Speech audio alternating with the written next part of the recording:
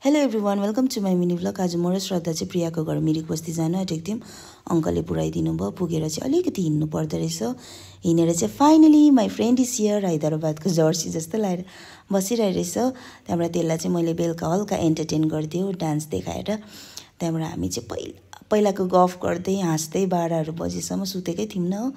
त्यहाँबाट बिहान उठेर चाहिँ म यी अङ्कल आन्टीसँग हल्का गफसफ गरेँ। त्यहाँबाट यता चाहिँ पानीको पुरा फेसिलिटी रहेछ नि त। म त बिहानै नुहाइधुवाइ गरेँ, गरिसकेर मै खाना बनाइदिन्छु नि त भनेर खानासाना पनि मैले बनाइदिएँ। त्यहाँबाट चाहिँ भात होइन, त्यहाँबाट किनेमा अन्डा खाएर चाहिँ एकदम मिठो भएको थियो।